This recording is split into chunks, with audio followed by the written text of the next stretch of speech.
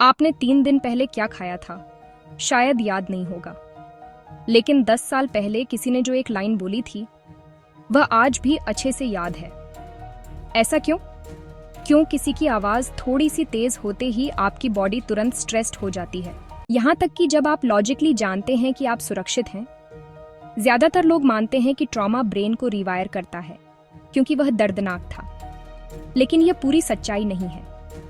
आपका ब्रेन इसलिए रिवायर नहीं होता क्योंकि कुछ हर्टफुल था, वह इसलिए रिवायर होता है क्योंकि वह इमोशनली इंटेंस था। और यहाँ से कहानी दिलचस्प हो जाती है। ब्रेन वही एक ही तंत्र इस्तेमाल करता है ट्रॉमा स्टोर करने के लिए जो वह ट्रांसफॉर्मेशन करने के लिए करता है। मतलब अगर आपका अतीत आपको बिना अनुमति के वायर कर सकता है, तो शायद आपका भविष्य आप सचेत रूप से वायर कर सकते हैं। चलिए समझते हैं कैसे। ब्रेन एक साधारण नियम का पालन करता है। Emotions means importance. जितना ज्यादा एड्रेनालाइन उतनी स्ट्रॉन्ग मेमोरी। प्रमोशन मिला, याद रहेगा। इंसल्ट मिला और ज्यादा याद रहेगा। लेकिन जब डर बहुत ज्यादा तीव्र हो जाता है, खासकर जब प्रॉब्लम इनएस्केपेबल हो, तो सिस्टम ओवरलोड हो जाता है और यहीं से ट्रॉमा शुरू होता है। तो ट्रॉमा के समय ब्रेन में क्या होता है? जब ट्रॉमेटिक इवेंट होता है, फ्रंटल लोब मतलब थिंकिंग ब्रेन धीमा हो जाता है। वह हिस्सा जो कहता है ये टेम्परेरी है, मैं सुरक्षित हो जाऊंगा, यह अतीत है, वह हिस्सा कमजोर हो जाता है और इमोशनल ब्रेन नियंत्रण ले लेता है। Limbic system, survival system. अब मेमोरी कहानी की तरह स्टोर नहीं होती, वह टुकड़ों में स्टोर होती है। कमरे की स्मेल, किसी के फुटस्टेप्स की आवाज, सीने का कसना, बॉडी का फ्रीज हो जाना, शॉक का फीलिंग। इसलिए ट्रॉमा सिर्फ मेमोरी नहीं लगता, वह वर्तमान अनुभव लगता है, जैसे अभी हो रहा हो। कभी नोटिस किया, बॉस ने सिर्फ थोड़ा सा फीडबैक दिया और आपका हार्ट तेज हो गया।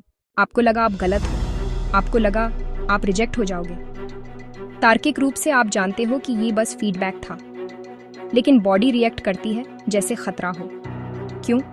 क्योंकि नर्वस सिस्टम को सिमिलर सिग्नल मिला और उसने पुरानी फाइल खोल दी। अब यहाँ से कहानी में ट्विस्ट आता है। जो मैंने ट्रॉमा के बारे में बताया, वही नियम भविष्य पर भी लागू होता है। ट्रॉमा स्टोर हुआ क्यों? क्योंकि भावनाएं तीव्र थीं, क्योंकि वह दोहराया गया, क्योंकि बॉडी ने गहराई से महसूस किया। तो क्या होगा अगर आप जानबूझकर कोई नया इमोशनल स्टेट बार बार प्रैक्टिस करें? डॉक्टर जो डिस्पेंजा एक लाइन बोलते हैं, बॉडी माइंड बन जाती है।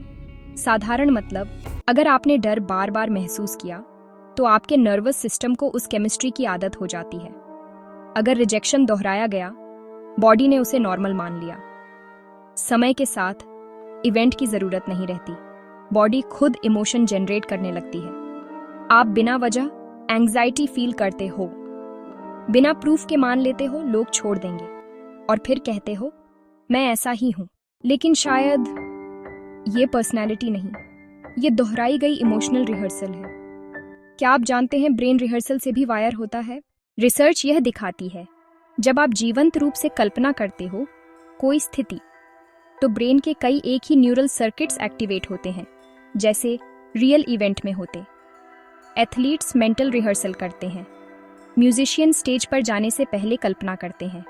दोहराव से वायरिंग मजबूत होती है। तो अगर आप रोज आंतरिक रूप से रिहर्स करते हो, मैं पर्याप्त नहीं हूं, मुझे रिजेक्ट किया जाएगा, कुछ गलत होने वाला है, तो ब्रेन वही पाथवेज मजबूत करता है। लेकिन अगर आप जानबूझकर रिहर्स करें, शांत प्रतिक्रिया, आत्मविश्वासी प्रतिक्रिया, सुरक्षित फीलिंग, तो नए न्यूरल पाथवेज बनने लगते हैं। यह जादू नहीं, यह न्यूरोप्लास्टिसिटी है। अब बात करते हैं रेटिकुलर एक्टिवेटिंग सिस्टम आरएस की। ब्रेन स्टेम के अंदर एक फिल्टर होता है, रेटिकुलर एक्टिवेटिंग सिस्टम।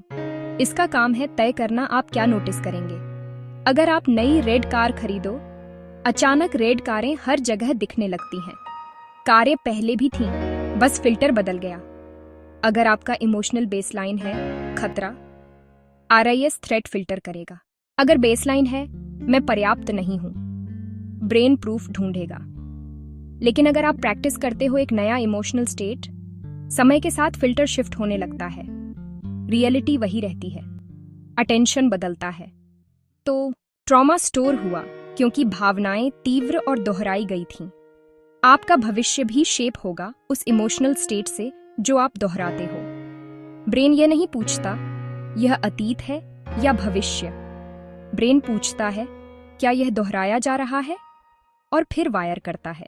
तो असली सवाल यह है, आप रोज क्या रिहर्स कर रहे हो, अतीत या भविष्य? याद रखिए, आपका ब्रेन ब्रोकन नहीं है, वह वफादार है। वह वही रिप्ले करता है जो कभी आपको बचाने के लिए जरूरी था।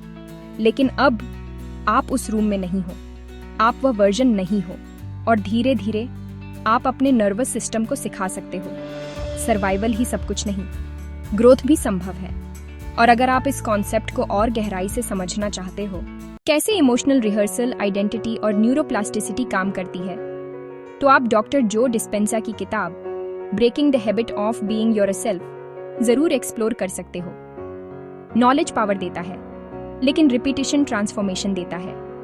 आपका ब्रेन वही वायर करता है जो आप बार बार महसूस करते हो। तो चुनिए कि आप क्या रिहर्स करते हो।